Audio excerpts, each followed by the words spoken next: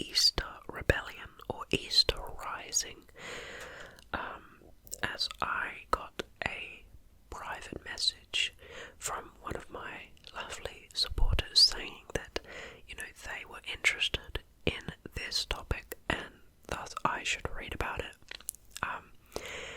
And I thought, I don't know enough about this topic myself, and so I think this is a unique opportunity for me to learn a bit. The reason that I make these videos is to help you to relax, perhaps let you sleep if you need something to listen to when you fall asleep, and also to help you know that you aren't alone, that we're hanging out together, that we're learning about something fun, and that you can play this in the background just to drown out the silence and, have someone to chill with. Please leave a comment below if you can. I'd love to hear from you. Without any further ado, let's commence this reading. The Easter Rising, also known as the Easter Rebellion, was an armed insurrection in Ireland during Easter week in April of 1916. The rising was launched by Irish Republicans against the British rule in Ireland, with the aim of establishing an independent Irish Republic while the United Kingdom was fighting for the First World War. It was the most significant uprising in Ireland since the rebellion of 1798 and the first armed conflict of the Irish Revolutionary period. 16 of the rising's leaders were executed on May of 1916, but the insurrection, the nature of the executions, and subsequent political developments ultimately contributed to an increase in popular support for Irish independence. Organised by a 7-man military council for the Irish Republican Brotherhood, the rising began on the Easter Monday of the 24th of April 1916 and lasted for 6 days. Members of the Irish Volunteers, led by schoolmaster and Irish language activist Patrick Pearse, joined by the smaller Irish citizen army of James Connolly and 200 women of Cumann na Mam, seized strategically important buildings in Dublin and proclaimed the Irish Republic. The British Army brought in thousands of reinforcements as well as artillery and a gunboat. There was street fighting on the routes into the city centre, where the rebels slowed the British advance and inflicted many casualties. Elsewhere, in Dublin, the fighting mainly consisted of sniping and long-range gun battles. The main rebel positions were gradually surrounded and bombarded with artillery. There were isolated actions in other parts of Ireland. Volunteer leader Eoin MacNeill had issued a countermand in a bid to hold the rising, which greatly reduced the number of rebels who mobilised. With much greater numbers and heavier weapons, the British army suppressed the rising. Pearse agreed to an unconditional surrender on the Saturday, the 29th of April, although sporadic fighting continued briefly. After the surrender, the country remained under martial law. About 3,500 people were taken prisoner by the British, and 1,800 of them were sent to internment camps or prisons in Britain. Wow. Most of the leaders of the rising were executed following courts martial. The rising brought physical force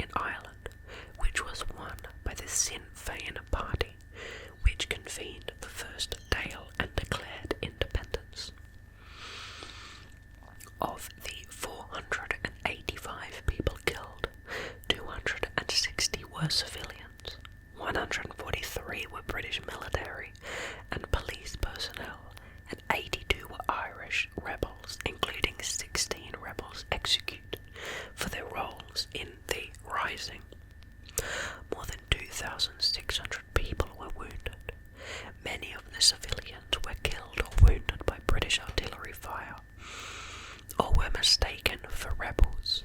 Others were caught in the crossfire during firefights between the British and the rebels. The shelling and resulting fires left parts of central Dublin in ruins.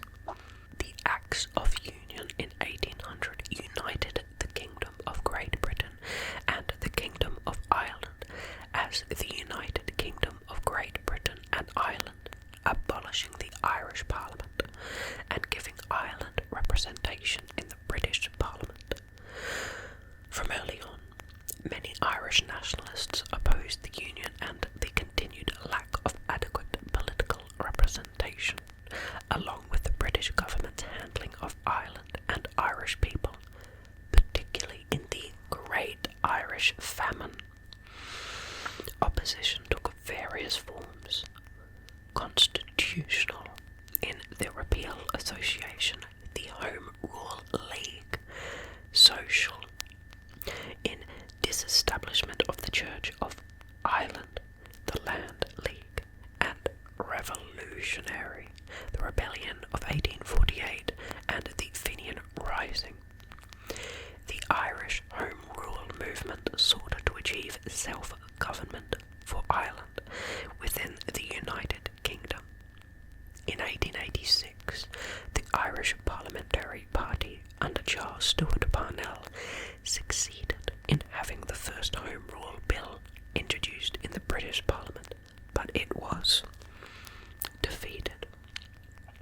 The second Home Rule Bill of 1893 was passed by the House of Commons, but rejected by the House of Lords.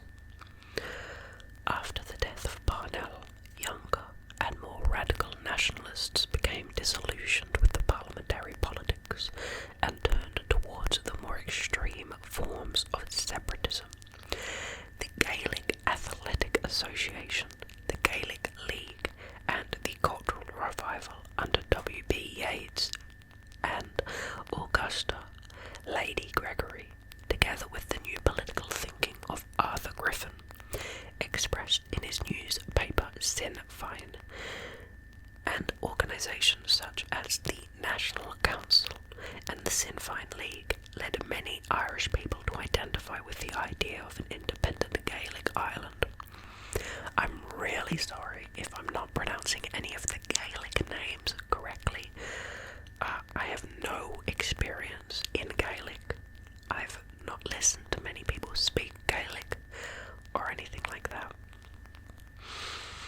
This was sometimes referred to by the generic term Sinn Féin, with the British authorities using it as a collective noun for Republicans and advanced nationalists. The third Home Rule Bill was introduced by British Liberal Prime Minister H.H. Asquith in 1912. Irish Unionists, who were overwhelmingly Protestants, opposed it, as they did not want to be ruled by a Catholic-dominated Irish government. Led by Sir Edward Carton and James Craig, they formed the Ulster Volunteers, the UVF, in January of 1913. In response, Irish nationalists formed a rival paramilitary group, the Irish Volunteers, in November of 1913. The Irish Republican Brotherhood, the IRB, was a driving force behind the Irish Volunteers who attempted to control it. Its leader was Ian McKell, who was not an IRB member. The Irish Volunteers' stated goal was to secure and maintain the rights and liberties common to all the people of Ireland. It included people with a range of political views and was open to all able-bodied Irishmen without distinction of creed, politics, or social group.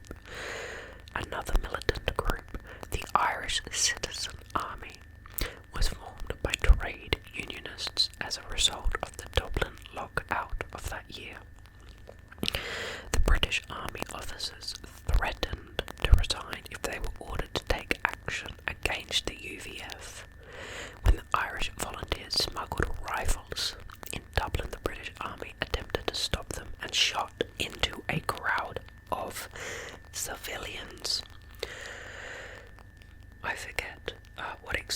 that movie is for that scene is depicted in, but I saw it in a movie and it was just horrific. It could have been a documentary. By 1914, Ireland seemed to be on the brink of civil war. This seemed to be averted in August of that year by the outbreak of the First World War and Ireland's involvement in it. Nevertheless, on the 18th of September 1914, the Government of Ireland Act in 1914 was enacted and placed on the statute book, but the Suspensory Act was passed at the same time, which deferred Irish Home Rule for 1 year, with powers for it to be suspended for further periods of 6 months, so long as the war continued. It was widely believed at the time that the war would not last more than a few months. On the 14th of September 1915, an order in council was made under the Suspensory Act to suspend the Government of Ireland Act until the 18th of March 1916. Another order was made on the 29th of February 1916, suspending the Act for another 6 months. Now, let's talk about how they actually planned the rising. The Supreme Court of the IRB met on the 5th of September 1914, just over a month after the British government had declared war on Germany. At this meeting, they decided to stage an uprising before the war ended and to secure the help from Germany. Responsibility for the planning of the rising was given to Tom Clark and Sean MacDiarmid. The Irish Volunteers, the smaller of the two forces resulting from the September 1914 split over support for the British war effort, set up a headquarters staff that included Patrick Pearse as Director of Military Organisation, Joseph Plunkett as Director of Military Operations, and Thomas McDonough as Director of Training. Human Saint was later added as Director of Communications. In May of 1915, Clark and MacDiarmid established a military committee, or military council, with the IRB, consisting of Pearse, Plunkett and Saint, to draw up plans for a rising. Clark and MacDiarmid joined it shortly after. The military council was able to promote its own policies and personnel independently of both the volunteer executive and the IRB executive. Although the volunteer and the IRB leaders were not against a rising in principle, they were of the opinion that it was not opportune at that moment. Volunteer Chief of Staff Ian McNeill supported a rising only if the British government attempted to suppress the volunteers or introduce conscription in Ireland, and if such a rising had some chance of success. IRB President Dennis McCulloch had a prominent IRB member, Bulmer Hobson, held similar views. The military council kept its plans secret, as to prevent the British authorities learning of the plans, and to thwart those within the organisation who might try to stop the rising.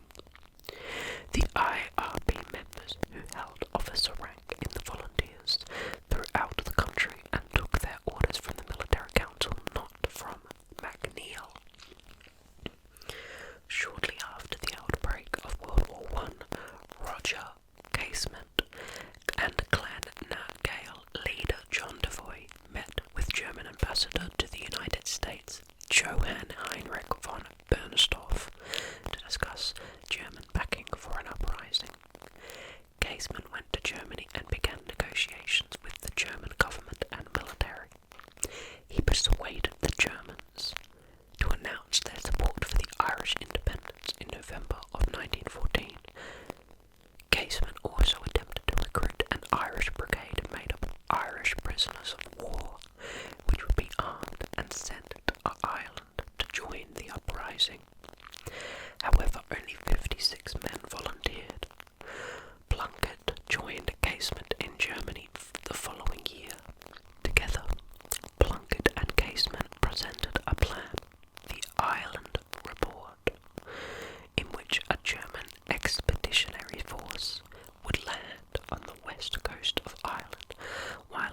uprising in Dublin diverted the British forces so that the Germans, with the help of local volunteers, could secure the line over the River Shannon before advancing to the capital.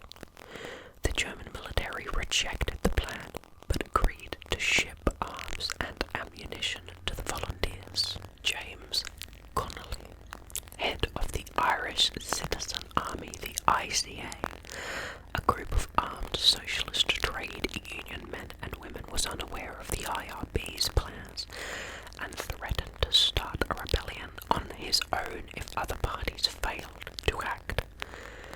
If they had done it alone, the IRB and the volunteers would possibly have come to their aid. However, the IRB leaders met with Connolly in January of 1916 and convinced him to join forces with them. They agreed that they would launch a rising together at Easter and made Connolly the sixth member of the military council. Thomas MacDonagh would later become the seventh and final member. The death of the old Fenian leader Jeremiah O'Donovan Rosser in New York in August 1915 was an opportunity to mount a spectacular demonstration. His body was sent to Ireland for burial in Glasnevin Cemetery, with the volunteers in charge of arrangements. Huge crowds lined the route and gathered at the graveside. Pierce made a dramatic funeral oration, a rallying call to Republicans, which ended with the words, "Ireland unfree shall never be at peace." Wow, some quite intense rhetoric there. Now we are moving to the build-up to Easter week. In early April, Pierce issued orders to the Irish volunteers for 3 days of parades and manoeuvres beginning on Easter Sunday. He had the authority to do this as the volunteers' director of organisation. The idea was that the IRB members within the organisation would know these were orders to begin the rising, while men such as McNeill and the British authorities would take it at face value. On the 9th of April, the German Navy dispatched the SS Lebau for County Kerry, disguised as the Norwegian ship the Ord. It was loaded with 20,000 rifles, 1 million rounds of ammunition, and explosives. Casement also left for Ireland aboard the German submarine U-19. He was disappointed with the level of support offered by the Germans, and he intended to stop, or at least postpone the rising. On Wednesday of 19th April, Alderman Thomas Gailey, a Sinn Féin member of Dublin Corporation, read out a meeting of the corporation, a document purportedly leaking from Dublin Castle, detailing plans by the British authorities to shortly arrest leaders of the Irish volunteers, Sinn Féin and the Gaelic League, and occupy their premises. Although the British authorities said the castle document was fake, McNeill ordered the volunteers to prepare to resist. Unbeknownst to McNeill, the document had been forged by the military council to persuade moderators of the need for their planned uprising. It was an edited version of a real document outlining British plans in the event of conscription.